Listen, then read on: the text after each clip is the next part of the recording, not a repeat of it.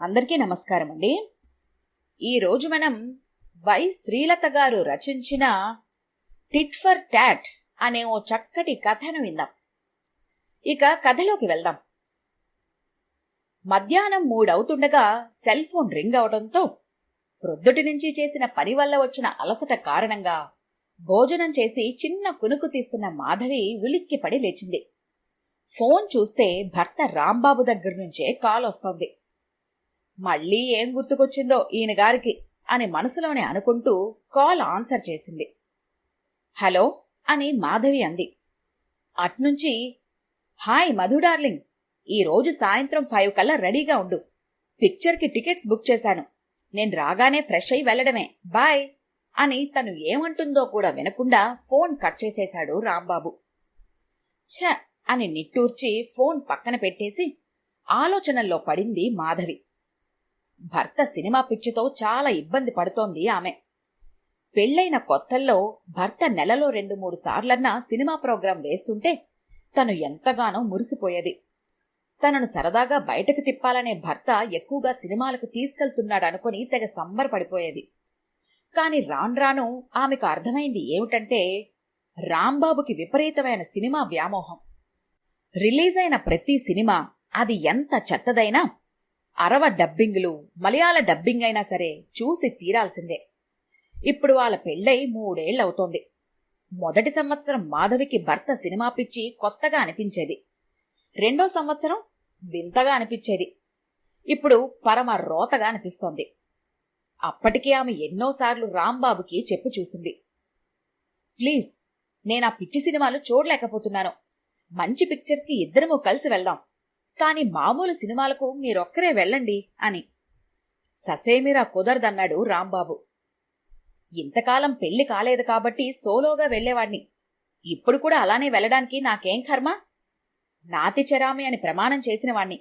ఎట్టి పరిస్థితుల్లోనూ ఏ సినిమాకైనా, ఫంక్షన్కైనా, పెళ్లికైనా ఇద్దరమూ కలిసి వెళ్లాల్సిందే అంటాడు మాధవి అడిగిన ప్రతిసారి.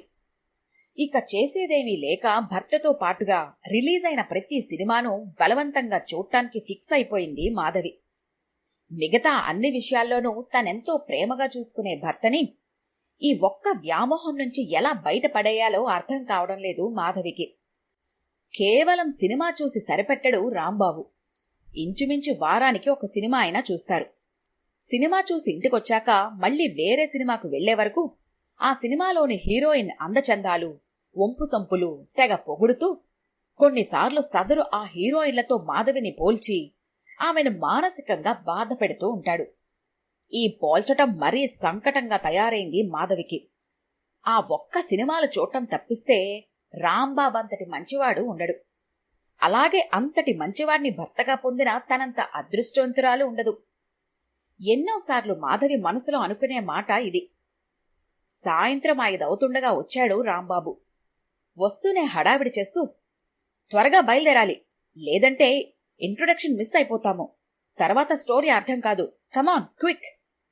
ఈ రొటీన్ డైలాగ్ వినటం మాధవి చెవులకు అలవాటైపోయింది.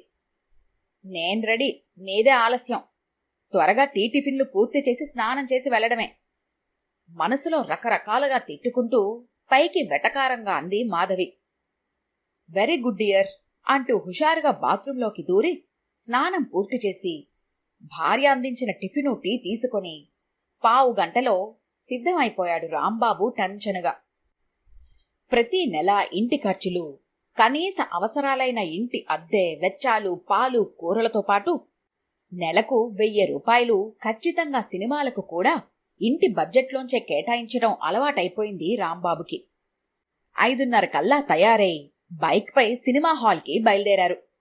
వాళ్ల ఇంటికి చుట్టుపక్కల ఉండేవాళ్లు, ఇరుగు పొరుగు అమ్మలక్కలు తరచూ అదే పనిగా బయటకు వెళ్లే తమ జంటని చూసి చెవులు కొరుక్కోవటం మాధవి ఎన్నోసార్లు గమనించింది.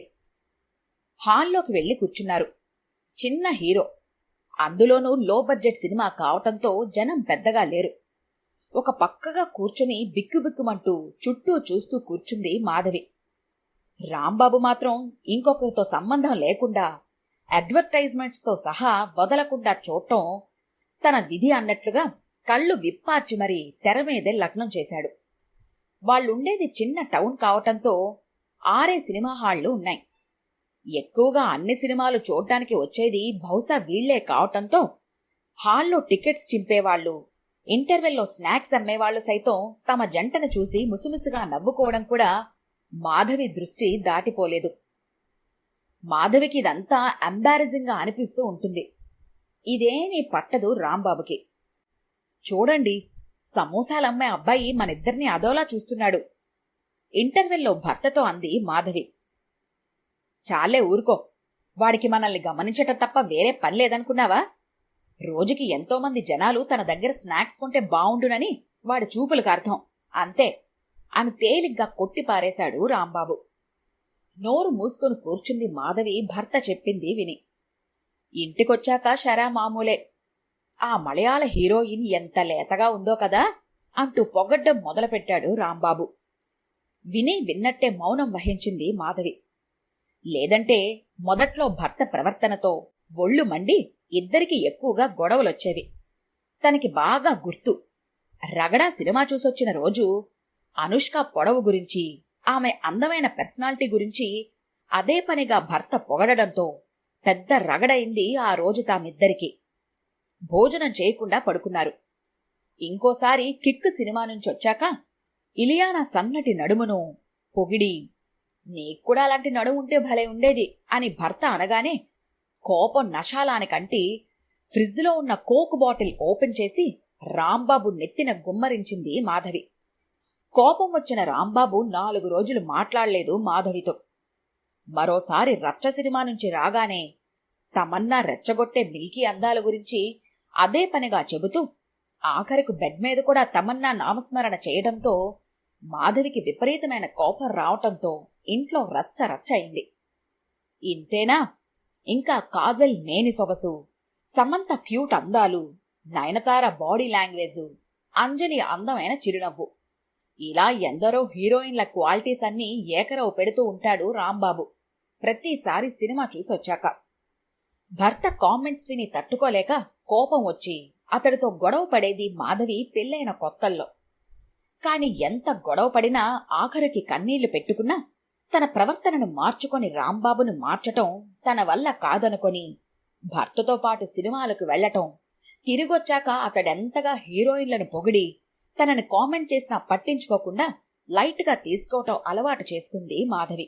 హైదరాబాద్లో జాబ్ చేసుకుంటున్న తన చెల్లెలితో కూడా చెప్పింది ఒకసారి మాధవి ఫోన్లో. మీ బావగారికి విపరీతమైన సినిమా పిచ్చి, నేను వేగలేక చస్తున్నాననుకో అని. చాలే అక్క, వారానికో సినిమా తీసుకెళ్లే బావగారిని మెచ్చుకోవాల్సింది పోయి అదేదో పెద్ద నేరంలా పరిగణిస్తూ నెగిటివ్గా ఆలోచిస్తావేంటి అని విసుక్కుంది చెల్లెలు మాధురి. భర్త సినిమా పిచ్చితో పాటు హీరోయిన్లను అతడు వర్ణించే తీరు కూడా చెప్పి చులకన చేయటం ఎందుకులే అనుకుని కామైపోయింది మాధవి. సర్దుకుపోవడం నేర్చుకున్నాక ఆమెకి హ్యాపీగా ఉందిప్పుడు. అనుకోకుండా 4 రోజులు హాలిడేస్ రావటంతో అక్కా బావగార్లతో సరదాగా గడుపుదామనొచ్చింది మాధురి. అందమైన పెళ్లికాని మరదలు రావటంతో ఉబ్బి తబ్బిబ్బైపోయాడు రాంబాబు. మాధురి ఉన్న 4 రోజుల్లో ప్రతిరోజు సినిమా ప్రోగ్రాం వేసేశాడు అతడు. తెలివైన మాధురి పసిగట్టేసింది రాంబాబు వింత పోకడ. అందుకే పాపం అక్క అంతలా బాధపడుతోంది అని కూడా అనుకుంది మనసులో. ఆలోచించి ఒక ఐడియా వేసింది. కుక్క కాటుకు చెప్పే దెబ్బే కరెక్ట్ అంటూ ఏం చెయ్యాలో అక్కకు వివరంగా చెప్పింది రాంబాబు ఇంట్లో లేనప్పుడు. బాగోదేమోనే అన్న మాధవిని ఒప్పించింది మాధురి. ముందు చెల్లెలు చెప్పినట్లు చేయడానికి మనసు అంగీకరించకపోయినా ఇలా చేస్తే అయినా అతగాడి పిచ్చి తగ్గుతుందేమో అన్న ఆశతో ఓకే చెప్పింది మాధురితో. సెలవులు అయిపోవడంతో తిరిగి వెళ్లిపోయింది మాధురి. మాధురి వెళ్లిన వారం రోజులకు మిర్చి సినిమా రిలీజ్ అయింది. యథావిధిగా మొదటి రోజు సినిమా చూసొచ్చారు. ఇంటికొచ్చి రాగానే అదే పనిగా ప్రభాస్ పొడుగు గురించి, 6 ప్యాక్ బాడీ గురించి వర్ణించి చెబుతూ, ఛ, ప్రభాస్ లాంటి అందగాడితో పెళ్ళయ్యుంటే ఎంత బావుండేదో అంటూ భర్త ముఖంలోకి చూసింది మాధవి.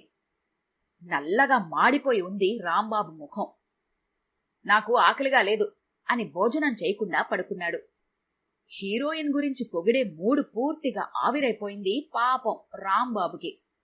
ఆ తర్వాత మహేష్ బాబు యాక్ట్ చేసిన సినిమా చూసొచ్చి రాగానే పోలీస్ ఆఫీసర్ క్యారెక్టర్లో అతని యాక్షన్ గురించి, అతని అందమైన రూపాన్ని రకరకాలుగా పొగడసాగింది మాధవి. సైలెంట్ అయిపోయిన భర్తను చూసి మనసులో పడి పడి నవ్వుకుంది మాధవి. ఆ తరువాత రామ్ చరణ్ కండలు తిరిగిన బాడీ గురించి, పవన్ కళ్యాణ్ ఫాలోయింగ్ గురించి, జూనియర్ ఎన్టీఆర్ డాన్సు, అల్లు అర్జున్ స్టెప్పులు, అలాగే కుర్ర హీరోల రొమాంటిక్ ఫీలింగ్స్ అన్ని విడమర్చి చెబుతూ, అలాంటి అందమైన హీరోలకున్న ఒక్క క్వాలిటీ కూడా మీకు లేదు, ఛ బ్యాడ్ లక్ అని అప్పుడప్పుడు భర్తతో అనేది మాధవి. ఎంతో హుషారుతో భార్యను దగ్గరికి తీసుకున్నప్పుడల్లా ఆమె వేరే హీరోలతో తనని పోల్చి మాట్లాడగానే వెంటనే నీరు కారిపోయేది అతని ఉత్సాహం. మెల్లగా తనలో పశ్చాత్తాపం మొదలైంది. తన పొరపాటు తెలిసొచ్చింది. సినిమాలకు వెళ్లాలంటే భయం పుట్టింది రాంబాబుకి. ఆ సినిమాల్లోని హీరోకున్న ఏ క్వాలిటీ భార్యకు నచ్చుతుందో, అది తనలో లేనందుకు ఎలా దెప్పి పొడుస్తుందో అన్న సందేహంతో నిదానంగా అసలు సినిమాలకు భార్యను తీసుకువెళ్లటమే మానేశాడు. హమ్మయ్యా అని ఊపిరి పీల్చుకున్న మాధవి చెల్లెలికి ఫోన్ చేసి విషయమంతా వివరించి ఫోన్లోనే, మాధురి, టిట్ ఫర్ టాట్ ఇంత బాగా పనిచేస్తుంది అనుకోలేదే, రియల్లీ ఐఎమ్ సో హ్యాపీ. కాని పాపం నేనలా హీరోల గురించి అతిగా పొగుడుతుంటే మీ బావగారి ముఖం చూస్తే ఎంత జాలేసేదో. Anyway thank you very much అని కృతజ్ఞతలు చెప్పింది. వెరీ గుడ్, ఇక నీ ట్రీట్మెంట్కి ఫుల్ స్టాప్ పెట్టు. ఎవరికైనా వాళ్ళు చేసిన పొరపాటు వాళ్లకు అర్థమయ్యేలా ప్రాక్టికల్గా చేసి చూపిస్తే చాలు. ప్రాబ్లం సాల్వ్ అయినట్టే. బాయ్, ఉంటాను అని ఫోన్ కట్ చేసింది మాధురి. చాలా మారిపోయాడు రాంబాబు. బాగా సినిమా చూడాలనిపిస్తే ఒక్కడే వెళ్లి చూసి రావటం అలవాటు చేసుకున్నాడు. వచ్చాక కూడా సినిమా టాపిక్ ఎట్టి పరిస్థితుల్లోనూ తామిద్దరి మధ్య రాకుండా జాగ్రత్త పడేవాడు. అదృష్టం కొద్దీ మాధవి కడుపు పండి నెల తప్పడంతో బడ్జెట్లో కొత్త ఖర్చులు చేరి సినిమా ఖర్చు బరువు అనిపించి రద్దు కాబడడంతో కథ సుఖాంతమైంది. ఈ కథ కనుక మీకు నచ్చినట్లయితే లైక్ చేయండి, షేర్ చేయండి. మరిన్ని ఇంట్రెస్టింగ్ కథల కోసం మా ఛానల్ని తప్పకుండా సబ్స్క్రైబ్ చేసుకోండి.